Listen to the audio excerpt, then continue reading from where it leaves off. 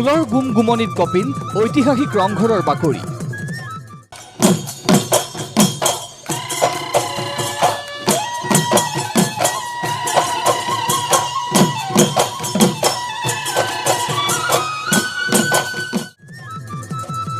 পহিলা বহাগৰ দিনাই প্ৰতীকী ৰূপত উদ্ভাসিত হ'ল স্বৰ্গদেউ।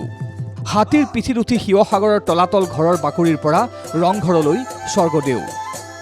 ঐতিহ্যক খামুচি ৰংঘৰৰ বাকৰিত এয়া টাই আহোম ছাত্ৰ সন্থাৰ ৰঙালী বিহু।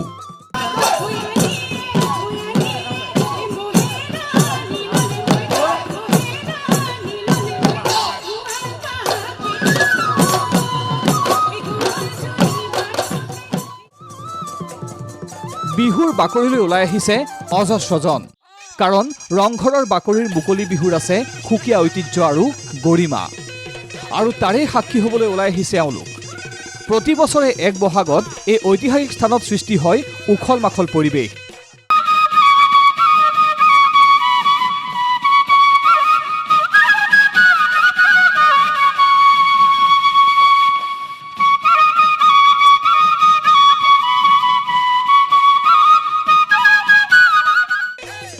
প্ৰতীকী স্বৰ্গদেউৰ নিৰ্দেশৰ পাছতেই মন্ত্ৰী পীযুষ হাজৰিকাই মুকলি বিহু শুভাৰম্ভ কৰি ক'লে এইদৰে। এই অসমীয়া বৰ্ষটোত অসমে নতুন দিগন্তৰ ফালে আগুৱাই যাওক, নতুন উচ্চতাৰ শিখৰত গৈ উপনীত হওক, তাৰ কাৰণে ভগৱানৰ ওচৰত প্ৰাৰ্থনা জনাইছোঁ।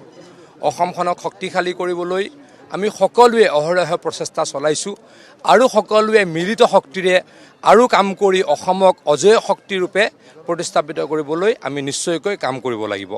উঠি অহা প্ৰজন্মক অনুৰোধ জনাইছোঁ, আমাৰ বিহু বা আমাৰ অন্যান্য কৃষ্টি সংস্কৃতিক তেখেতলোকেও যাতে এনেদৰে ভালদৰে ধৰি ৰাখে। ইয়াৰ পাছতেই ইটোৰ পাছত সিটো বিহু দলে ৰংঘৰৰ বাকৰিত জুৰিলে বিহু।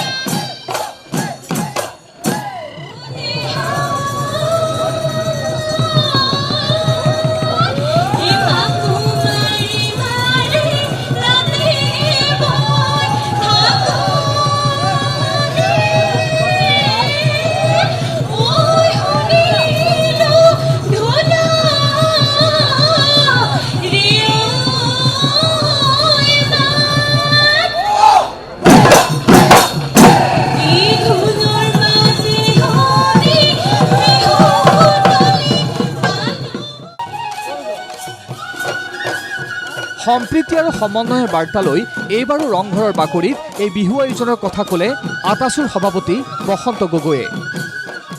বহাগ অসমীয়া জাতীয় জীৱনৰ আয়ুস ৰেখা, বহাগ অসমীয়া জাতীয় জীৱনৰ প্ৰাণ। বহাগে কেতিয়াও সাম্প্ৰদায়িক কথা বতৰা নকয়, বহাগে সম্প্ৰীতিৰ কথা কয়, সমন্বয়ৰ কথা কয়। গতিকে সম্প্ৰীতি আৰু সমন্বয়ৰ বাৰ্তা ঐতিহাসিক তলা ৰংঘৰ বাকৰিৰ আমি বিলাই দিব বিচাৰিছোঁ। আৰু এই বহাগে শেষ বহাগ হওক, যিটো বহাগৰ পৰাই মানুহৰ মাজত শান্তি, সম্প্ৰীতি, ধৰ্মান্ধতা সকলোবিলাক আঁতৰি কেৱল মাত্ৰ সম্প্ৰীতি আৰু সমন্বয়ৰ বসবাস কৰাৰ পৰিৱেশটো ৰচনা। ভিডিঅ' জাৰ্নেলিষ্ট শশাংকৰ সৈতে শিৱসাগৰৰ পৰা কৌস্তুভমণি কাকতি ৰিপৰ্ট ND24।